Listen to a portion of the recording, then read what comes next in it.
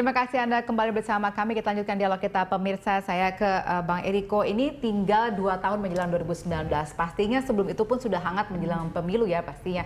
Itu tahun politik yang panas. Berarti kurang lebih kinerja ataupun kerja dari menteri yang baru, kalaupun nanti akan ada orang yang baru, itu kurang lebih hanya 1 tahun atau 1,5 tahun paling lama. 2 tahun. Pastinya persis 2 tahun. Persis 2 tahun. Oke, kalau misalnya kita bicara yang terakhir ini dikaitkan dengan tahun politik, berarti mungkin konsentrasinya sudah agak bergeser. Nah, pemilu 2019 diperkirakan Juli. Nah, ini sampai saat ini. Itu kan apa? Karena pemilu serentak, Pak. Pemilu serentak. Tapi masa akhir jabatan itu Oktober 2019. Okay. Ya, jadi artinya kan masih ada 2 tahun lebih. 2 tahun lebih. Oke, tapi kalau misalnya kita bicara soal 2 tahun ini bersih begitu ya, apakah kira-kira mereka bisa nih kalau memang ada orang baru masuk mencapai target yang ditetapkan oleh Presiden? Sebenarnya kan target yang disampaikan oleh Presiden juga kan tidak muluk-muluk. Hal-hal yang normal saja sebenarnya, yang memang pasti mungkin bisa dicapai. Tentu Presiden menyampaikan kepada Menteri untuk memberikan target itu tentu tidak sesuatu target yang tidak akan mungkin dicapai. Itu tidak logis. Dalam setiap langkah pasti ada hal seperti itu. Dan kalau beliau pun melakukan ini, katakan pergantian, karena memang betul-betul tidak bisa dicapai dengan semua fasilitas prasarana yang sudah disiapkan.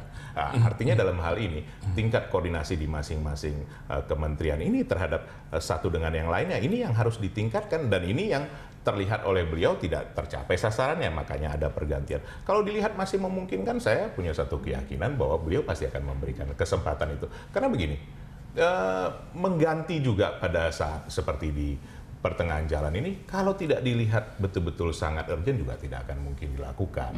Tentu hal ini untuk memperbaiki kinerja sesuai dengan target tadi disampaikan oleh Mas Hudori juga, nanti kan tentu Presiden akan menyampaikan kepada masyarakat apa sih yang akan dicapai dalam program Nawacita ini sampai saat ini sejauh apa, seperti itu. Tadi ada katakan ada soal kemungkinan akan diganti, digeser atau dicopot. Kira-kira apakah yang akan terjadi? Apakah itu copot atau ganti atau geser? Kalau itu tentu kami tidak mengetahuinya, Mbak Fali. Kalau itu mungkin lebih tepat kepada Presiden yang lebih tahu apakah diganti, dicopot ataukah digeser, tentu beliau yang lebih mengetahui ya. Tapi artinya kalau dari kita, siapapun yang dipercaya, tentu kita harus mempercayakan kepada beliau, apalagi dalam hal ini beliau memilih the winning team tentunya untuk 2 tahun yang tersisa. Jadi sudah confirm ya bahwa PDIP mendukung kalaupun ada reshuffle dari Presiden ya? Tentu, karena ini Presiden kader PDI Perjuangan dan PDI Perjuangan yang menjadikan, tentu kita mendukung sepenuhnya dari yang dilakukan oleh Presiden. Dari PDIP atau dari orang luar kira-kira? Itu tidak karena banyak orang PDI Perjuangan yang punya kemampuan, kan sudah terbukti seperti itu Mas Ganjar, Bu Risma, dan lain-lain. Banyak stok kader, Mbak Fali, tinggal kita serahkan kepada beliau. Sudah disampaikan oleh Mbak Gori. Oke, baik, tadi kita bicara soal waktu 2 tahun tadi ya, katanya kan kira-kira ini akan bersih jalan sampai selesai atau nanti di tengah jalan akan ada lagi reshuffle seperti ini? Yang jelas saya melihat Pak Jokowi ini tidak anti reshuffle ya. Dia orangnya sangat situasional, melihat situasi, kondisi, melihat permasalahan pada saat itu. Kalau kita bandingkan dengan presiden sebelumnya, misalnya Pak Harto itu anti reshuffle.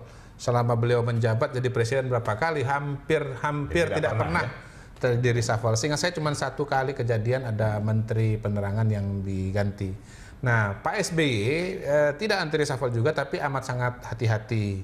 Jadi kalau kita lihat reshuffle-nya itu ya ada, tapi ya hati-hatilah kira-kira begitu. Nah, mungkin karena beliau memang lebih hati-hati, lebih memperhatikan opini publik dan seterusnya. Dalam kasus Pak Jokowi, saya melihat beliau tidak terlalu peduli dengan opini publik yang mengatakan misalnya ini presiden kok sering-sering ganti menteri, berarti keputusannya salah dong, begitu. Dia nggak peduli, dia orientasinya kepada kebijakan. Jadi ginilah, Pak Jokowi itu presiden yang melakukan hal-hal yang tidak terduga sebelumnya.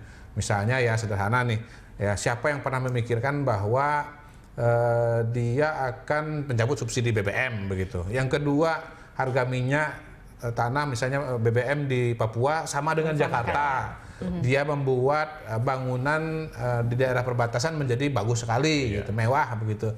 Dia bisa melakukan hal yang tidak terduga oleh orang. Jadi kalau misalnya pada akhirnya seorang Jokowi melakukan reshuffle setiap tahun, termasuk pada tahun 2017 dan 2018, menurut saya sih kalau kita lihat karakternya tidak heran sama sekali. Jadi itu bukan satu hal yang menunjukkan bahwa planningnya tidak tepat begitu?